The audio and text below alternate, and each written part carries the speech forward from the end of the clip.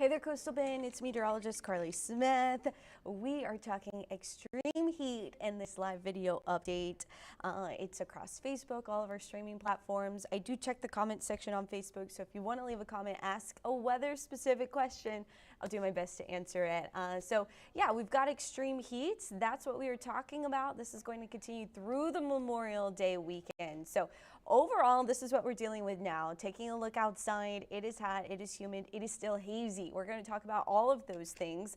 Right now it is 88 degrees, feels like it's 104 at 11:23 a.m. this morning. So taking a look at the region across the Coastal Bend, Kingsville already up to 110. So it's 11:23. We're already up to that heat advisory criteria in Kingsville. So this is a look. Let me see if I can get it up, because I didn't originally plan to mention this, but this is a good thing to show. So heat advisory versus heat warning, what's the difference? Well, a heat advisory is 110 to 114 for your heat index, or your feels like temperature. That's for at least 2 hours. And then excessive heat warning, that's in place for temperatures of 115 all the way or higher for 2 hours or more. And so we are talking excessive heat warning today across the Coastal Bend, specifically for B County. Or actually, that's a lie. B County's in the excessive heat, or the heat advisory, but George West, so Live Oak, Duval, Jim Wells, Nueces, Clayburgh, that's inland, Nueces, Clayburgh, Kennedy, and then into Brooks, Jim Hogg, all of those locations, McMullen, Webb County, toward Laredo, all of those locations are under the excessive heat warning. That's from 10 a.m. starting today through Saturday morning, and I expect the excessive heat warning to continue into the weekend, if not expand to include more of the region over the weekend. So it is hot, y'all, and I'm sure that's not a surprise. We've been warning you that the heat's only going to get worse. It's already been hot, so we should be prepared. But with these numbers topping out above 115, you can easily fall symptom to things like heat exhaustion or heat stroke. So in your hour-by-hour heat index, yes, we are topping out in the triple digits already, and we will stay at or above 100, it looks like, through about 9 p.m. And that's where one of the problem lies as well. So that excessive heat warning and the heat advisory actually continue overnight. So our temperatures, our feels like temperature, is not going to be at that criteria overnight. However, our heat does not really let up overnight. So this is this afternoon, 112 Corpus Christi, 117 Kingsville, 116 Alice. Very hot conditions this afternoon, especially into the brush country. Your air temperature gets up at or above 100 degrees. So very hot conditions. I can't emphasize that enough. Then as we head into the overnight hours, a problem that happens is we don't have the opportunity to cool down with a feels like temperature, especially if you don't have air conditioning. Air conditioning is so important through this weekend, especially, really all summer long, but especially through this weekend, because our overnight lows are not cooling off. We're staying in the 80s. That's not quite cool enough for us. Typically, let me check out the almanac. So our typical low this time of year is 72. So we're typically at 72. That's perfectly fine for us to cool down. I keep my air conditioner anywhere between 70 and about 75 this time of year. During the day, I try to raise it as high as I can. Sometimes I just can't. Overnight, I push it towards 70. Your air conditioners are going to be working overtime. It's going to cause high electric bills. Yeah, it's that time of year, but typically we're closer to 72 instead of 82. So typically we can cool down and have a break overnight. However, that is not the case tonight. So that's why we've got that heat warning in place all night long and into tomorrow morning. And then by tomorrow morning, a new excessive heat warning and a new heat advisory, if necessary, will be added. And I think both, if not everyone under excessive heat warning, will be issued. So yes, cooling off, not really happening anytime soon. So here we have it, those temperatures in the 80s overnight tonight. Feels like temperatures, Flower Bluff along the coast, 95, all the way up to 99, even at 7 a.m. tomorrow morning. So these symptoms are going to be super important. Who's buying ice cream today? I love that comment. These symptoms are going to be super important to be aware of. If you're staying hydrated, taking breaks in the shade, if possible, please take a break in the AC. That's where really the only way you're going to cool down efficiently or quickly.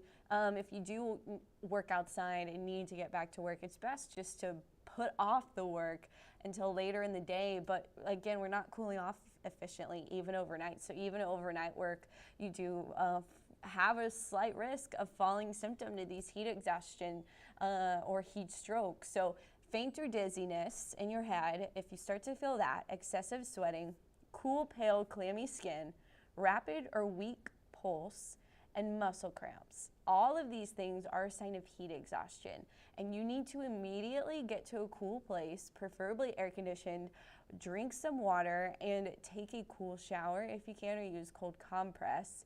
Then heat stroke, that is when things become really severe. If you don't take the proper precautions with heat exhaustion, then that can evolve into heat stroke. Those symptoms are going to be throbbing headache, no sweating. You quit sweating.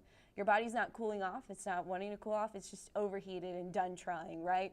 Red hot, dry skin, rapid or strong pulse, and you may lose consciousness. That is heat stroke. You should have somebody, if you've lost consciousness, hopefully somebody around you knows to call 911, because that can be very deadly, actually. Heat is the #1 weather-related fatality, and next is going to be rip currents, and both of those are possible over Memorial Day weekend. So we've got dangerous heat index values nearing 115, which makes those symptoms more common. We've got a high wind as well, which isn't going to make being at the beach great. It's going to blow sand around, blow your things around, try to knock over your canopies. And additionally, we've got coastal flooding, which we're going to talk about in just a second. But these are your Corpus Christi. These are your inland temperatures for Corpus Christi. So that's 95, 97, 98. Hot and humid, obviously, dangerous heat. Mostly sunny skies, but that's bringing the heat, right? So in your beach forecast today, we're getting near 90. Overall, there's a moderate rip current risk, but I think it could trend higher because of the coastal flooding. And so that is really the biggest problem with the forecast over the weekend, is coastal flooding is going to be likely. So if you know anyone that was hoping to camp or hang out at the beach, I just checked the camera at Whitecap Beach, and that water is making it all the way up to the dunes and all the way up to that parking, or not the parking area, but all the way up to that turnaround off of Whitecap where you enter the beach at Whitecap. Water is making it all the way up to the turnaround still, and high tide was early this morning. So that is a problem. It makes, you don't really want to park your car in the salt water. You don't really want to drive through the salt water and splash it all over the undercarriage of your car, because that can cause corrosion, and saltiness is just not good. So here's the deal with the coastal flooding. It is likely all weekend long. So it's already started. I expect it to continue all weekend based on the tide forecast and the way our dunes and waves are behaving. Excuse me. So it's going to be difficult to drive and park on the beach with the water up to the dunes. Strong onshore wind out of the southeast, 15 to 25 miles per hour, gusts up to 35 miles per hour. And I've got a dangerous rip current. So that rip current is what takes the water back out to sea. So when it comes up on the shore more than expected, it has to go back out as well. And so the bigger those waves are, which they're running 4 to 5 feet today every 7 to 8 seconds, the longer that period is, the stronger the rip current can get, because it's not fighting against the waves. But where you see kind of the waves not breaking, you're not getting those white caps, what you're going to be dealing with is that rip current. So if it looks calmer than the rest of the area, because it's pretty rough out there today, that's going to be a rip current, and you don't want to swim there because it's going to be pretty strong and take you back out to sea. And you can kind of see where those rip currents, when there's coastal flooding, you can kind of see where the water kind of moves along the beach and then finds. You can kind of see those currents forming up on the beach, and that's also a sign of the rip current. So just be safe, y'all. Both heat and rip currents can be deadly, and we don't want any deaths over the weekend. So high tide times are in the morning. Today, actually, it was at 6:54 at Bob Hope here. But Saturday, it does get later throughout the weekend. So Monday, likely going to be one of the worst days to head to the beach because of the coastal flooding situation. Also, even the Bayfront, so even like North Beach area is under the coastal flood advisory as well. So there's your tide times for the USS Lexington. That's different. So it's kind of flipped. At the beach, the Gulf Beach, it is going to be early in the morning and then in the afternoon at North Beach. So that's something else to keep in mind. This could impact parking on places like the T-Head or down by the Art Museum. A lot of events, graduations taking place at the American Bank Center. You really don't want to park on that lower level parking over there by the Art Museum. That floods pretty easily. So we could be dealing with some of that. Taking a look at the weekend beach cast. We are going to continue to see those waves 4 to 5 feet every about 7 seconds throughout the weekend. So this is just Saturday and Sunday, similar conditions on Monday. The biggest problem will be that coastal flooding. Rip current risk, I went ahead and put high because the bigger the waves are and the more that water comes up on the beach, the stronger that rip current's gonna be. And the UV index is actually still extreme. Even with the haze in our sky, we're still expecting pretty extreme UV index. So that's going to be a problem as well. You don't want to end up a lobster, right? Don, this is a great story. People should pay attention and listen to heat exhaustion. He says it's no joke. In 2020 at Flint Hills, he had it. Stay hydrated at work. And at a pace, don't overdo it. Yeah, ironically, funny and interesting. Everybody just needs to be at the beach this summer. Pretty much, that's how I get through summer here in the coastal bend, Mark. But it's not fun to be there when there's coastal flooding. Granted, if you're going to get in the water, it doesn't really matter how far up the water is coming, but you don't want it to impact your car. And you want to be able to park and have a good time. Now, there are parking lots. Don't forget you can park in parking lots. You can park all along. I don't remember the road when you turn left. So instead of going straight on Whitecap to get on the beach, you can turn left and go. That's where the Boathouse restaurant is. You turn left there. You can park up and down that street as well, and there is a parking lot there. But yeah, the minor coastal flooding, not great. The parking lot is past. Everybody knows it is the Holiday Inn, but I think Wyndham owns it now. So that hotel right past it, and the condos right there, there's that parking lot area where you can park and still be able to go to the beach there. But yeah, the water's going to be high. It's going to leave puddles on the beach. It's just not going to be a great beach weekend. So when it comes to those rip currents, those form as water rushing away from the shore, often in a break in the waves, most likely near piers and jetties. They're trying to find the easiest way back out. Those piers and jetties kind of block some of the wind. They make it easier for the water to get out, but they can form anywhere. So use the buddy system. If you were caught in a rip current, the best advice that I've received, thankfully I do surf, so I've used the rip current to get out, and then you swim parallel to then get out of the rip and then catch a wave back in, and then you keep looping around doing having a fun time. But if you're unprepared or you don't understand the rip current, you can easily just keep floating out until you can no longer stand, and then you find yourself in trouble.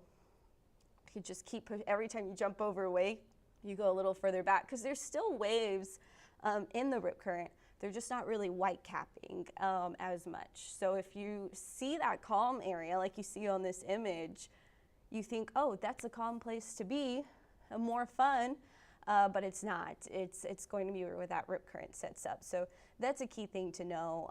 If you do get caught in one, they're not always perfectly perpendicular. They can kind of curve throughout the beach or be a little diagonal, but you still do want to try to swim parallel to the beach. To get out of the rip current. Don't just swim straight back to the beach. And additionally, you do need to kind of take into account the longshore current also, because if you start trying to swim against that longshore current, which typically is the same direction of the wind, but the longshore currents do kind of go different directions depending on how the rip currents are forming also. So anyway, if you feel like you're not moving anywhere, just stop, wave your hands, and try to get a lifeguard's attention. That's the best advice I can give. Any signs? Yes. Lisa, I'm going to get to that.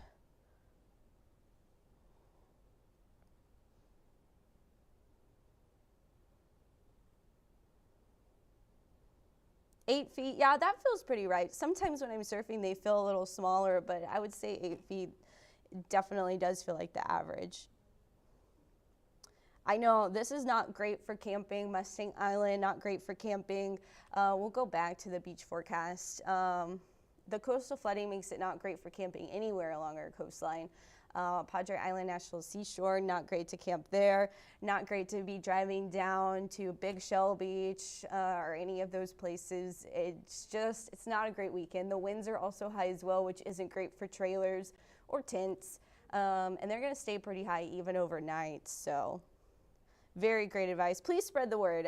Share this, share the post. I posted the coastal flooding or in the high tide times, but it takes a while even for the tide to go back down when we have these high tides. So it's just not a great situation, especially for camping. Don't forget about the flag system. So green means the waters are pretty safe to enjoy, but that doesn't mean that there's a 0 chance of rip currents, right? Marine life is going to be purple, so we do have stingrays in our waters. Even if the flag isn't posted, you should still be doing the stingray shuffle. But if you do see a purple flag as you enter the beach, that more than likely means that there's jellyfish, or even worse, the man-o-wars. So both of those you don't really want to be swimming with. And then orange, I don't think I've ever seen an orange flag. Maybe when there were the like tar oil balls, they might have put an orange flag up then, but it's rare. But that means that there's pollutant in the air or the water that may be hazardous. And it could also mean that there's high levels of bacteria or poor water quality.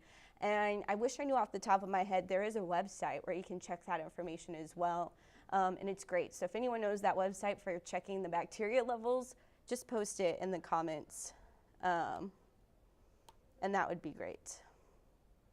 Yellow means it's a little extra windy and there could be a high risk of rip currents, and then extremely hazardous is red. And I will say, just based on my experience, more often than not, our beaches are almost always red unless our wind is about 5 miles per hour. So just pretty much always be prepared for red conditions, always be prepared for the risk of rip currents because they are highly likely in our Gulf waters, in our sand.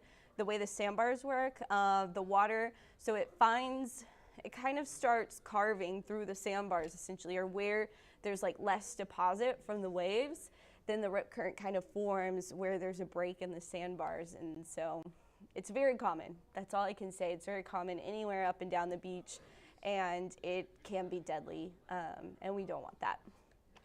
Waves, here's your wave forecast. They're coming out of the southeast and they're going to be about 4 to 5 feet through the holiday. They do fall a little bit into Tuesday and Wednesday. So here's the wind forecast. Now I will say gust pretty much through Monday. It could be up to 35 miles per hour, but then we see slightly calmer conditions Tuesday. Now earlier in the week there were some signs. There's still a little bit of a hint or hope for some east to northeast wind on Tuesday. That's a weak front that's going to be passing through the area, but it doesn't look great. So here's that long range model. Let's see, someone asked, Lisa, here's the answer to your question, Lisa. High pressure is holding on strong. Now, right now, it's really not that strong throughout the day today. It strengthens even more heading into Monday. So Monday, we have kind of the strongest dome of high pressure to our south, but at the same time, that front's starting to approach. So when we take a look, here's that cold front. It tries to move through the high pressure. It's not going to be very successful. But Tuesday, we do have a chance of rain. We could see some dry line action.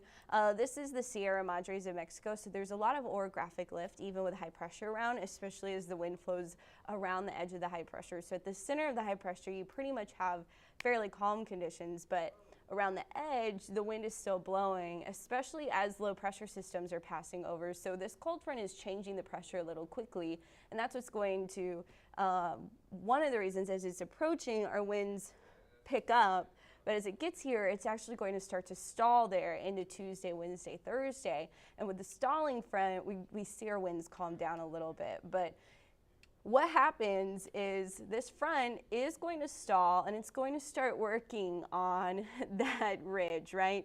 We get a little bit of a dip as it tries to break it down a bit. It looks like into Wednesday into Thursday. This is one model. This is the European model. So the GFS still has hope that the front moves through on Tuesday. has a chance of rain on Tuesday. The European model has the best chance of rain Wednesday into Thursday, but it doesn't have us ever getting at the surface those east-northeast winds. They stay out of the southeast. So yes, there's a little bit of a chance of rain, but what looks better is heading into next week, the ridge does break down and it weakens quite a bit. And that would be a good sign. That's what we want to see this time of year. It doesn't mean our temperatures are going to plummet, but it does mean we'll stay out of the heat advisory and the excessive heat levels. So something else to note is here's the trend. So we're still hot Tuesday, Wednesday, Thursday. The extended forecast could have us a little cooler if that ridge really does break down that much into next weekend. But what you need to know is this weekend it's just going to be dangerously hot. So please, please, please use caution. Going to the beach is not going to be fun because of coastal flooding. And then Tuesday, Wednesday, Thursday, we are a tad cooler. We're not a lot cooler, but we're a tad cooler with that front interacting with the edge of the high pressure. So one last thing to also mention, Texas Beach Watch, that's the site. Don got it. I appreciate that. So one more thing to talk about is the haze. We are still dealing with the haze. That is still smoke. That is coming up from agriculture burning. We'll talk about that in just a second, but you see the hazy skies behind us. That actually has been, our temperatures would be way more out of control, honestly, if we did not have this haze. A lot of the forecast models, in fact, even myself, I've been going warmer than the temperature ends up being. So I think the high yesterday, I thought we would get to 94, and the high yesterday was only 92. So the haze is keeping us a few degrees cooler. So I think we would already be around 97 for a high today if we didn't have the haze in place. Over the weekend, it does look like we have a little bit less dense haze. So that's another reason why I expect it to get hotter. But we've got blue skies once you get past the haze. 88 degrees right now. We will warm to a high today around 94, and you see the wind there out of the southeast around 20 miles per hour this afternoon, sustained. It is going to feel like it's about 112. We stay at or above 100 through about 9 p.m., so it's going to be hot all evening long. Now let's talk about the haze. I don't know why this model, I always click to show the forecast of the air quality, and it always resets to show yesterday's observed. But I want today's forecast, which is not great. We have unhealthy levels in Brownsville, and we've got unhealthy for some across Corpus Christi and much of South Texas. And so that's going to be because of smoke. So if you're extra sensitive to smoke in the atmosphere, it's best to stay indoors. And that also includes people with things such as lung disease or heart disease or anything where breathing is already tricky for you. When you factor in the smoke, it makes it even more difficult to breathe, unfortunately. And there's not much we can do about it. It just happens this time of year with the agriculture burning that takes place down in Mexico and Central America. So you see that here. Now, here we have it. It kind of, the density of the smoke honestly really depends on where they're at in the burning process. And so the model does tend to show some weakening signs, but overall, smoke does look to continue well into next week. So it doesn't look great. We may have slightly lower levels of the haze, but it still looks quite hazy well into next week. We'll go back to the heat warnings, and I'll look and make sure I answered all of the questions. Actually, let's put on all the warnings. So we have the flooding, we have the advisory, and we have the warning.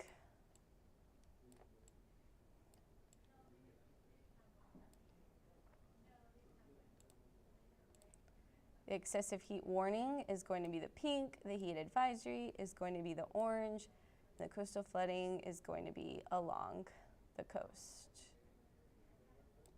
So it does also include the bay as well, but that is basically it. I'm gonna look through these comments. Don't surf, but I fish a lot.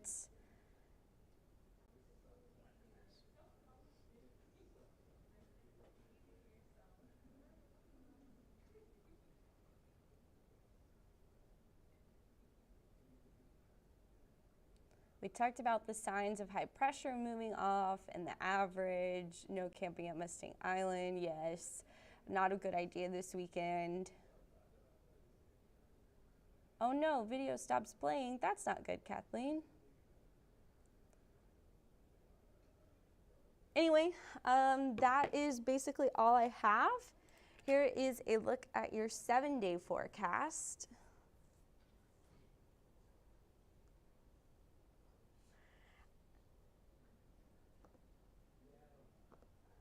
And so we've got the dangerous heat outer above 110, actually likely going to be around 115 by the time everything is all said and done. Don't forget, this is a no watering week.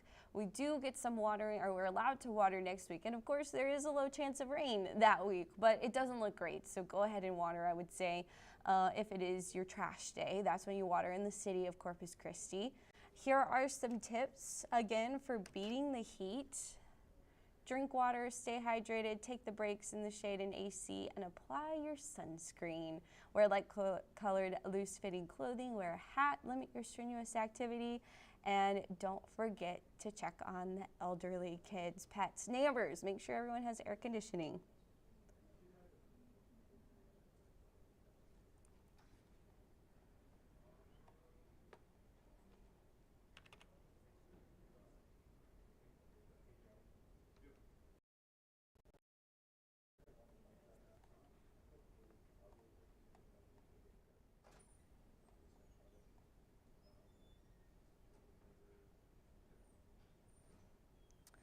All right, that's going to do it. I'm meteorologist Carly Smith. Thanks for watching.